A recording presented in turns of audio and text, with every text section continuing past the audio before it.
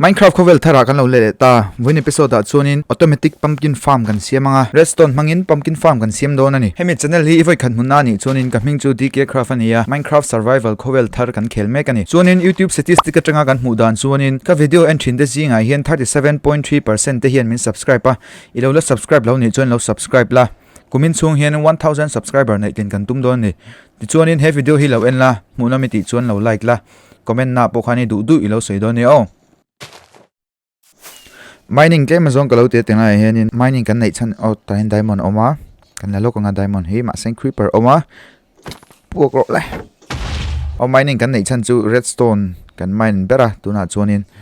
redstone kha kain dei to lo ka redstone nei song ha kalo mangzo vek to automatic pumpkin le melon farm ha kan nei to a khan tinga khanin redstone kalo mangzo vek amaro chu ka pumpkin zo kha ain collect thei lawa ka farm design hi lui do hlek to 1.16 velami khani to alo mantlak to lo poni me thea thar kan siam do ni tuna chuanin chidang do hlek chi kan siam do ni odi khan hi ka redstone lo mine ho khani ya hi na kina kan la mine thlanga fortune mangin villager ho po hi ti hen kan la wenanga pumpkin le melon hin lo trade vek to pumpkin le melon khat kan automatic khana lo in harvest achara ma chu ko soyang khanin pumpkin ho so and collect thei lawa melon lo ka chin collect thawi pumpkin ho khan collect thei lo wang khanin pumpkin farm bi khatina ken kan siam lenga melon pakhat kha emerald pakhat zelin kanin thlang theya chuanin hei kan ti chan chu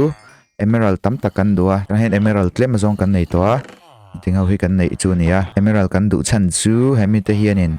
ato ber hi kan enanga hemi am block var hi kan dua kan lei char mai ni redstone kan main pa khanin diamond hen ting sa hi kan mua hen ting de poi kan la main don ni chuan farm kan siam tong kan mamo tu chu redstone hi kan nei to a an dai don lawa observer le piston tam tak kan mamo le dona ingkung kan kit le photang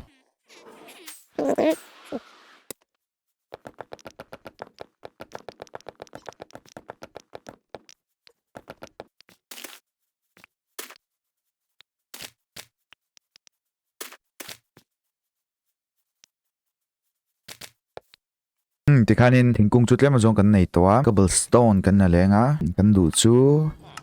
observer hi kan dua observer hian nether quartz si tlema zong kan ma mo boka redstone le piston hian kan mo chu to na iron kan ma mo a cobblestone kan la lokang cobblestone hi tam tak kan ma mo a 1 2 3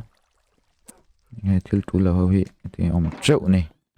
kan ti file lokang chon karon let liang o tuna chuan kan lo satran tonga ti hian in dar thi ti hian kalo da hin ting hi alai hi ting kan ti ko zelanga tingai kha kan ti sele ri photanga ti chuan in stair hi ti hian kan danga stair a khanin tui kan da zelanga anhoi po hi tuim na turin ti hian kan ti kuanga tingai khan tui kan da zelanga ma seng tingai chuan stair dangai to lo ve thunga chutia tui kan da nu chuan in tingai hian piston kan danga piston hi regular piston kan manganga sticky piston kha chu manangai lawa ti hian piston hi kan danga le lama po hian piston kan da zo nu chun tinga hian temporary block kan danga temporary block kan da na chan chu observer tinga hian in kan danga dart hoi zong hian observer kan danga da ol samnanin temporary block ha kan da ni chuna le ma po kan da zelanga observer kan da zo to nu chun kan temporary block ha kan da about thea chunin kan ho hi kan langa ho kha tinga piston ngora observer zone atu hian ni observer zone a zel hianin tikhanin ho khani layanga tinga hin pumpkin ichin na tur khani ade lama po kan ti zelang ti khan kan mung hian he chung le noi nei in kalo sema chung le noi point ang che che chuwang chuanin ti khan kan ti ve ngal zelanga o ti khan tui kan luan tir china om je chu ti han piston khan alo nor pheyanga tui khan alo luan tir zelanga so ta sonin an phei zel mai don ni item tla ho kha tuna chuanin pumpkin seed kan langa kan chingang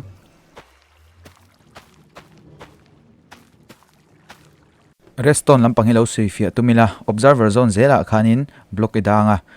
piston kha block ida lo ve thunga om tribe achung po hi ti hen kan tinga chuanin alaya ti han kan ti lenga ting hian ani redstone kan da thei ngoro kan da main kan mu photang zana niya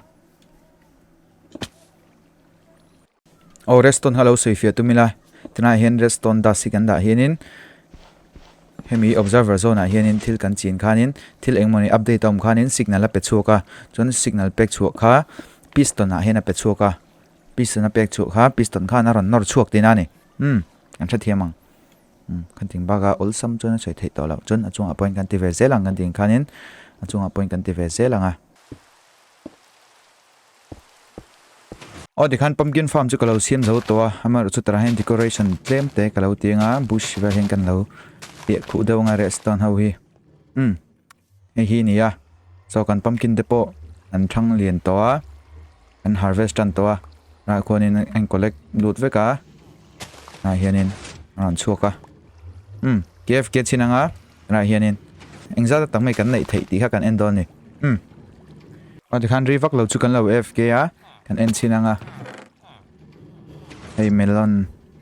melon depo pung jaga melon hi tamzo ka pumpkin po atha thokhat ani thokhat a kan nga yang kan pumpkin tele kan melon te kha villager ne nai kan lo trade le charang emerald tam tak kan lo ne le mai do ni khati song khatun kan episode tan chuan lo ni le to hri sengin kan zo tak main te nai diamond ho hi kan mai nanga diamond khain za chi nge kan nei thei kan enanga fortune mangin kan mai na tuna hian 34 diamond kan lo main the ni khan episode chu kan lo du tok le hri photang bye